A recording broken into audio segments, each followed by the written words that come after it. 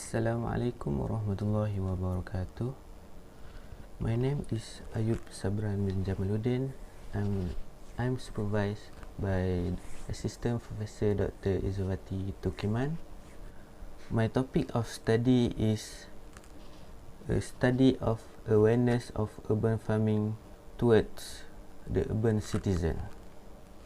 This research paper attempts to scrutinize the awareness of urban citizens towards urban farming. The term urban farming may seem metaphor to some, since areas where farming is performed are often defined as rural. Areas absent of agriculture are considered urban. The idea of urban farming raises rather pervasive question about land use and relationship of societies with the environment. It is estimated that almost 30% of global population will live in urban areas by 2025. This wonder is because of land shortage, relocation of country individuals to the city, and furthermore in light of economic monetary components. Among the techniques used in urban farming are aeroponics, aquaponics, hydroponics, fertigation, rooftop, and vertical farming.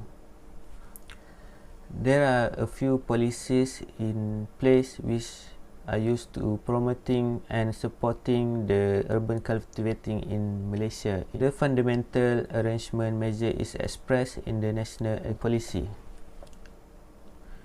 The arrangement was detailed to address difficulties in residential and worldwide market to guarantee economical creation for nourishment, security, and well-being in urban area. There are three problem statements in this field of study. First, scarcity of open space, where massive development of building and residential leads to the scarcity of open space to grow food. Second, population growth. By the year 2050, 80% of the population will be living in the city. Then lastly, lack of awareness. Urban dwellers did not realize the importance of urban farming. The aim of this research is to study the awareness of urban citizens toward urban farming in Malaysia. So the objective of this research are to have a comprehensive understanding regarding the concept of urban farming and the background of this approach in Malaysia. Second, to identify the relationship between the local perspective and its influences on the awareness of the urban farming as a potential economic sources. And third is to identify the potential of urban farming in Malaysia and its recognizable local resources. There are several methods selected for the research. First is primary sources and second is secondary sources. There are limitations of this study. The limitation of questionnaire survey are the handling of questionnaire is general public will result in bias and doubtful findings. And limitation of literature review. The researcher has fully relied on internet sources that is not really reliable. Then lastly, limitation of informal structured interviews. Procedures are time consuming and sometimes inconvenience. Okay, next we move to data analysis and discussion of findings. All of the survey respondents stand from 100% of nation with equal number of 30 males and 30 females. This occasion will surely provide a solid perception of the local people without outsiders' intervention. From the survey, it is found that 70% of the total respondents have acknowledged the concept of urban farming practice in Malaysia, while the remaining are not. This is because this sector considered significant with measure of these agriculture opportunities here locally.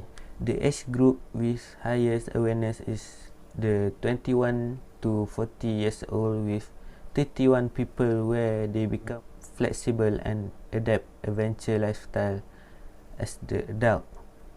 This age of group also face less issue of health commitment compared to 41 to 60 and 61 years old and above.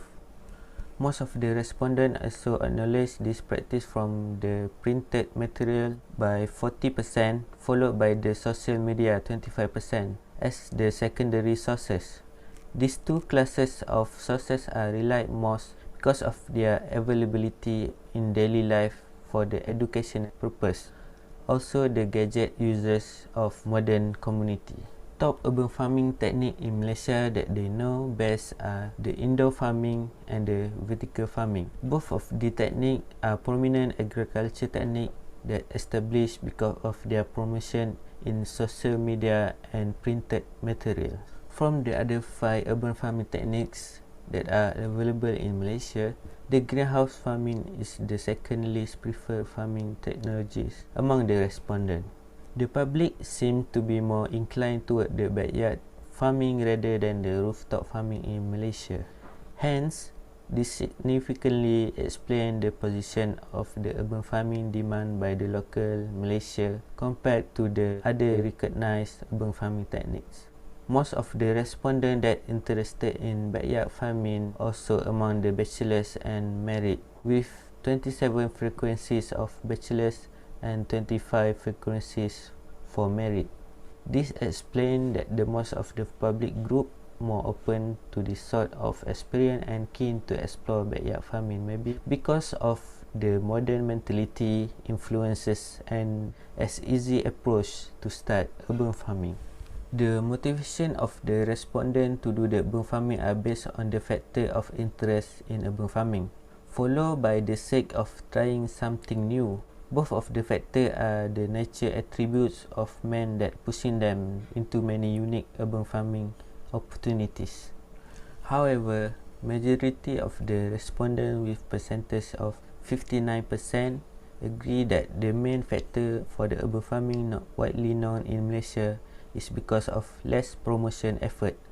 Aside from the factor, no support from the government at 23%. This is true maybe because this agriculture sector such as urban farming is not specifically promoted here as niche country agriculture product by the authority.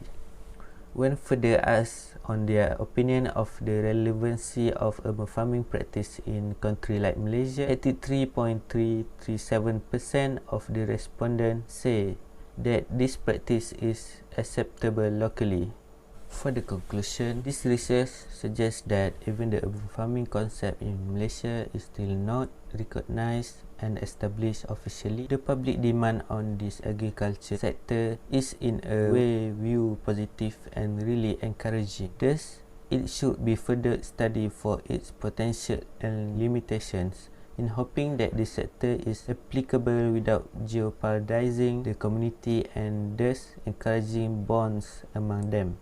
Even the study finding result in some opposing views and implications, its roles in nation building should not be ignored and denied, as proved by countless of developing countries that face rapid development due to the promotion of these urban farming practices. As for the recommendations, any agriculture development in a modern country should have a clear purpose specifically for local public benefits and positive development. Values and lessons should be imposed in urban farming practice in Malaysia, not solely for enjoyment purpose only and that viewed as useless. This also carry the significant value that leverage the modern countries. That's all from me. Thank you.